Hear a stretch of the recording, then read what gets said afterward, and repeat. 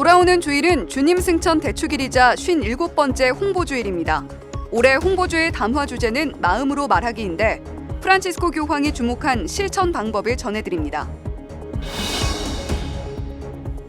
2020년부터 시작된 대구의 한 이슬람 사원 건립을 두고 갈등이 길어지고 있습니다. 오랜 갈등을 해결할 수 있는 실마리는 없는지 알아봅니다. CPBC 뉴스는 자살을 주제로 긴급진단 연속보도 보내드리고 있습니다. 오늘은 한국교회 유일 자살예방 전문기관인 한마음 한몸 자살예방센터의 유명옥 수녀를 만나봅니다.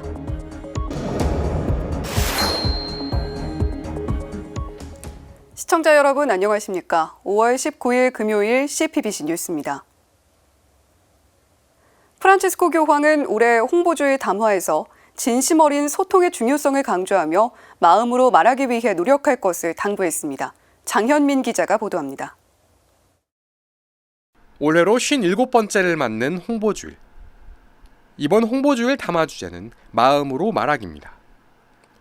담화의 부제인 사랑으로 진리를 말해야 합니다는 성 바오로 사도가 에페소인들에게 보낸 편지 4장 15절의 말씀을 인용했습니다.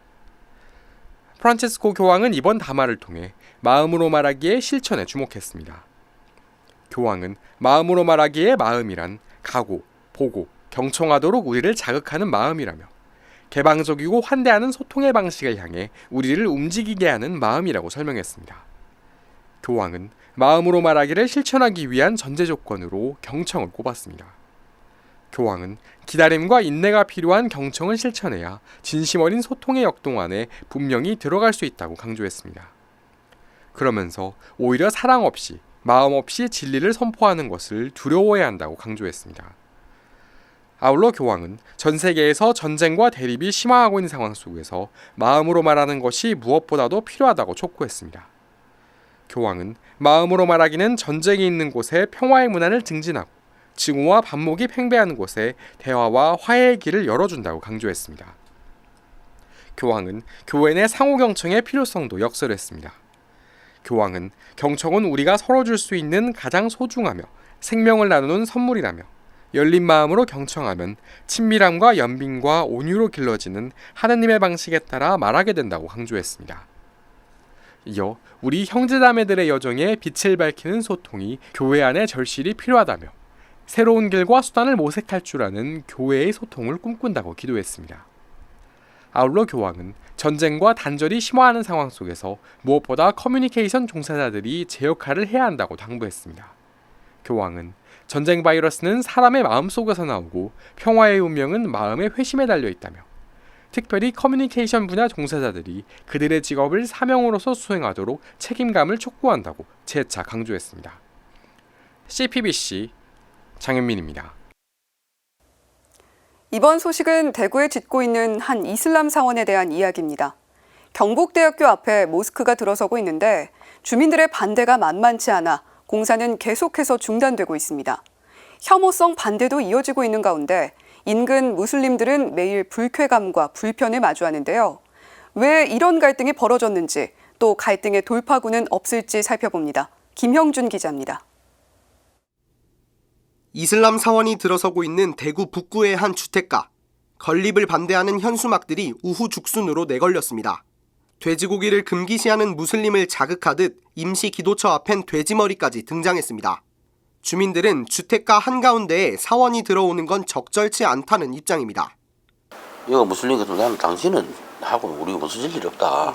우리가 뭐 종교 탄압하고 이런 것도 없다. 그런데 매스컴에는 맨날 종교 탄압하니 뭐 오직 하나 장소가 잘못됐다. 하루 5번 기도해야 하는 무슬림들은 매번 현수막과 돼지머리를 마주할 수밖에 없습니다. 마음 아프다도 참아해야지 다른 문제에서 어떤 사람들이 욕해 우리가 또 욕할 수 없어요. 우리가 욕되면 또 싸워요. 사원이 지어지기 시작한 건 2020년. 늘어나는 경북대 무슬림 유학생들이 기도할 사원이 필요해지면서입니다. 하지만 주민들은 반대 서명을 받아 민원을 제기했고 바로 당일부터 공사는 중단됐습니다. 냄새, 소음, 그리고 재산상의 손실 이 3가지로 이제 민원을 제기한 거죠. 당일날 건축주택과에서 공사 중지 행령 명령을 내린 거예요. 당일날. 가처분 신청과 3차례 재판 끝에 공사는 시작됐지만 갈등은 이어지고 있습니다. 빨리 끝났으면 좋겠는데 너무 오래 걸리잖아. 안 그래요? 맞지? 서로 조금씩 이해하면 좋은데. 국가인권위원회는 지난 3월 이 사안에 대한 성명을 내고 혐오 차별 행위에 대한 대응과 회복을 지자체에 촉구했습니다. 행정력이 사실상 혐오 차별을 방치하고 있다는 지적과 함께 적극적인 노력이 수반돼야 한다는 목소리가 높습니다. 잘못된 시그널을 주물러내가지고 이런 문제가 발생됐기 때문에 사과하고 대화로서 서로 공존하기 위한 다양한 프로그램과 탭을 마련해야 된다. 프란치스코 교황은 4년 전 UAE 사목 방문에서 이슬람 지도자 아흐메드 알타예브 대이맘과 공동선언을 했습니다. 선언은 대화와 이해의 문화를 강조했고 예배 장소에 대한 보호 의무도 천명했습니다. 갈등이 이어진 지도 2년이 훌쩍 넘은 시점, 이젠 혐오를 거두고 형제애를 통해 앞으로 나아가야 할 시점입니다.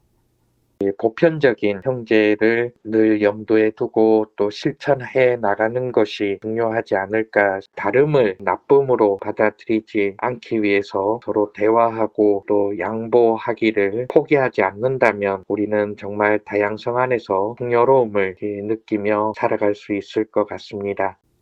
CPBC 김형준입니다.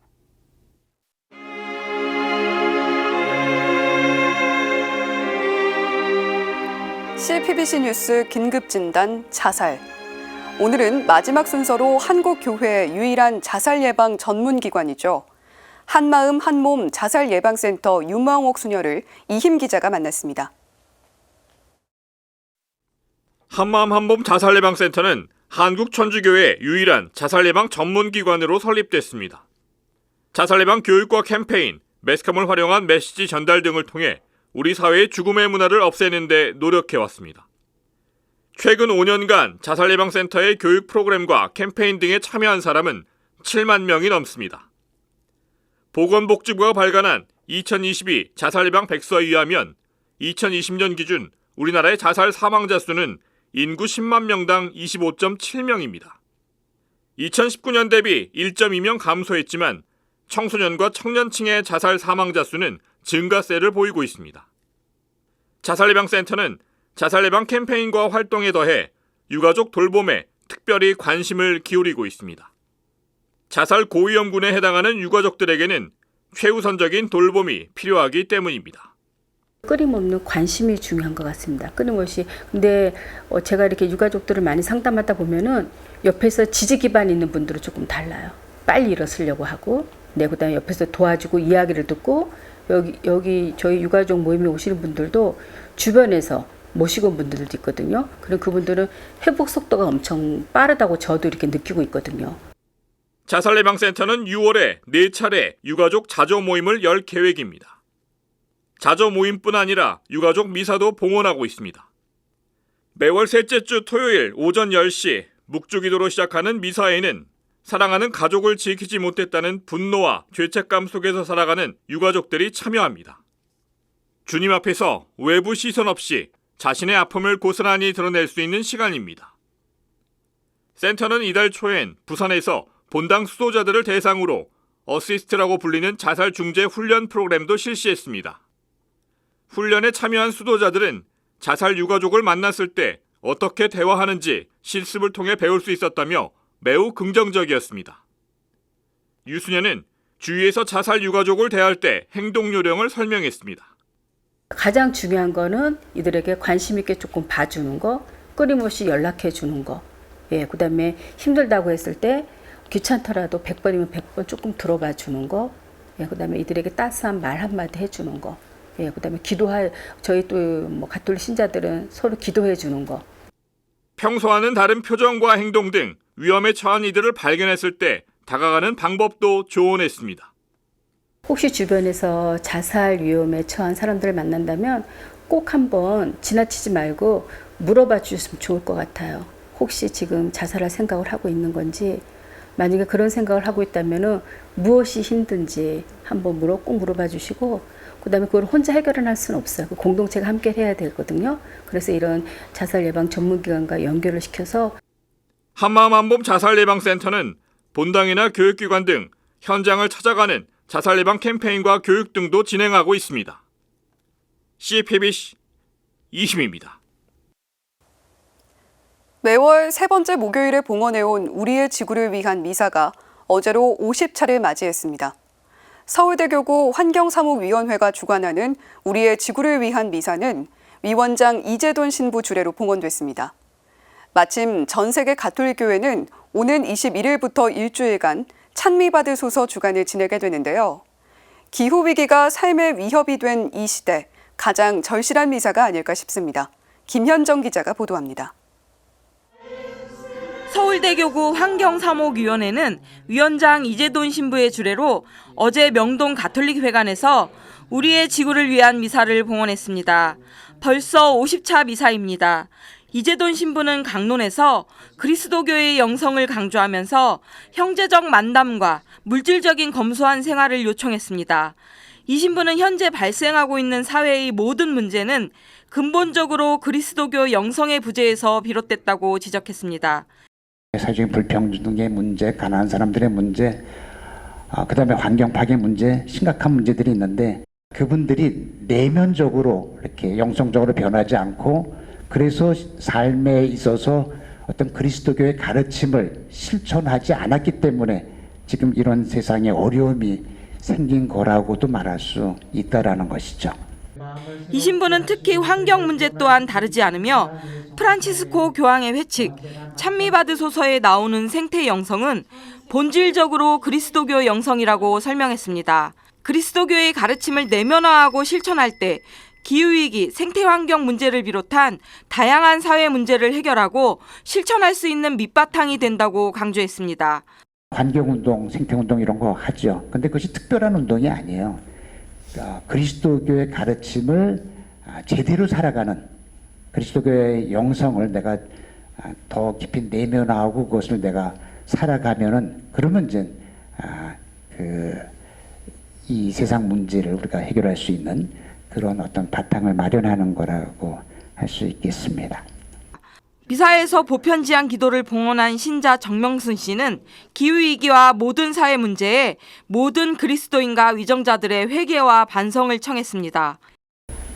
전세 개혁 혁신 쇄신을 바람이 불어서 교황님의 마음과 일치하여 전 세계 모든 죄인들이 회개와 반성과 참회를 해서 미사를 마친 뒤 이재돈 신부는 각 본당에서도 한 달에 한 번은 지구를 위한 미사가 봉헌되기를 바라는 마음을 전했습니다.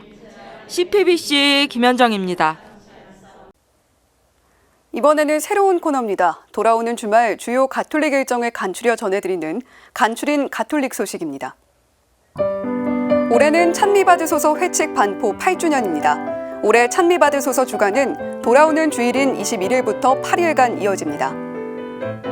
광주대교구는 토요일인 20일 오후 3시 한국 레지오 도입 70주년 감사미사를 봉헌합니다. 광주여대 유니버시아드 체육관에서 봉헌되는 내일 미사는 광주대교구장 옥현진 대주교 주례로 봉헌될 예정입니다. 주일인 21일 2023 수도의 큰 잔치 좋기도 좋으시고가 서울대교구 주교좌 명동 대성당에서 열립니다. 행사는 오전 10시부터 오후 7시까지 이어지며 버스킹, 토크 콘서트 등 다양한 프로그램으로 마련됩니다. 서울 명동갤러리 1898에서는 다양한 전시회가 한창입니다. 최문숙 작가의 세렌디피티 2023 봄, 프로젝트 그룹 석지랑의 다시 부르는 이름들, 백승주 작가의 여정 뚜벅뚜벅전을 만나볼 수 있습니다. 이상으로 CPBC 뉴스를 마칩니다. 시청해주신 여러분 고맙습니다.